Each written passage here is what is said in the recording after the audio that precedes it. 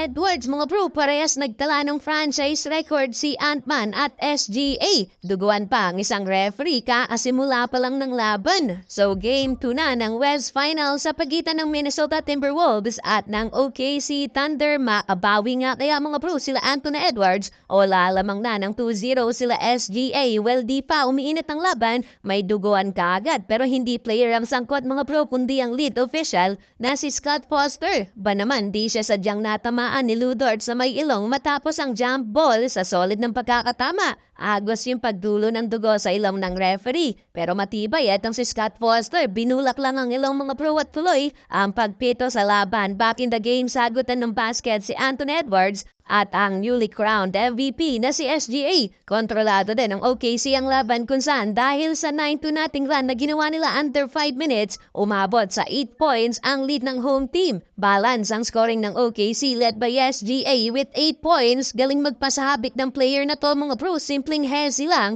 Foul pa si Rudy Gobert. Well, maliban kay SGA, may 8 points na din si Chet Holmgren, though mas maganda nga lang ang naging ambag ng second unit ng Wolves with 8 bench points kumpara sa bokya pa ng Thunder. Solid game pa para kay Ant-Man sa first quarter with 8 points, 6 rebounds, and 3 assists. Buong quarter din naglaro si Edwards pero naghahabol pa din sila ng 29-25. Second quarter, tuloy ang paggana ng second unit ng Minnesota dahil kay Reed, DiVincenzo at Alexander Walker, and nagawa pang makalamang dyan ng visiting team. Sobrang laking tulong yan kila Edwards, yun nga lang nagpaparamdam na din sa second unit ng OKC. Etong si Alex Caruso na umana naman ng 7 straight points sa home team. Pero Anthony Edwards, kumpara nung last game, mas gigil kumuha ito ngayon ng puntos and 1 basket pa kontra kay SGA. Tumatrash talk pa si Edwards kaso MVP mode sa dulo si SGA kung saan sa kanya na nanggaling ang huling 11 points ng OKC, 11 straight points ang kinana ng MVP. Kaya bumalik ulit sa 8 points ang inahabol ng Wolves na biktima pa ni SGA sa dulo. Itong si Jaden McDaniels, nakalawit yung braso ng defender. Total of 19 points sa first half para sa MVP, 16 points naman para kay Edwards, 58-50. Halftime, third quarter, tinapos na SGA ang first half. Siya na din ang nagsimula ng second half pero naibaba ng Wolves sa 4 etong lead ng OKC matapos ang 9-2 run. Kulang pa sa tulong tong si Randall with only 6 points. Anthony Edwards, panibagong milestone after ng basket niya sa play na to. Dahil at the age of 23, siya nang may hawak ng franchise record ng Wolves with most points in playoff history. Well, 5 points lang ang lead ng OKC under 6 minutes but all of a sudden, biglang kumana ng big run mga pro ang home team led by the MVP SGA. Insane defense mula kay Lu Dort kay Randall na nauwi sa end 1 basket ni Shai Gilgeous-Alexander. Sabay flex pa ang MVP. Balik ulit sa double digit ang lamang ng OKC.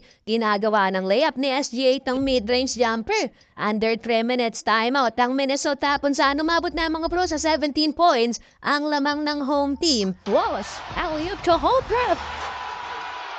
Tinambakan na sila Anthony Edwards. Hirap pa naman kapag nakakabuo na ng momentum tong OKC. Tuloy-tuloy yan. Kaya naman last 2 minutes, palo na sa 20 ang biggest lead ng home team. Stare down pa itong si Chet Holmgren kay DiVincenzo. Na technical tuloy siya ni Scott Foster. Natuwa na lang din. Etong si Randall nang siya naman ang mapituan ng foul sa play na to. Last 26 seconds pa nung makapagdala ng field goal mga bro ang Wolves. Halos 6 minutes, walang basket ang visiting team. Well, 93-71, malaki ang kailangan na bulin nila Anthony Edwards. Panibagong franchise record din mga bro para kay SGA with 5 straight 30-plus points game in Thunder history. Well, fourth quarter, di pa nasuko mga bro ang Wolves yung 20 lamang ng OKC and nagawa pa nilang maibabayan sa 13 points under 8 minutes. Pero yun nga lang, napiko na mga bro etong si Jaden McDaniels sa ginagawa ni SGA at di na nakapagbigel, tinulak na ang MVP. Natay smart play para sa player ng Wolves. Well, binangko na mga bro si Randall pero take over si Anthony Edwards, back-to-back basket. Yun nga lang, under 4 minutes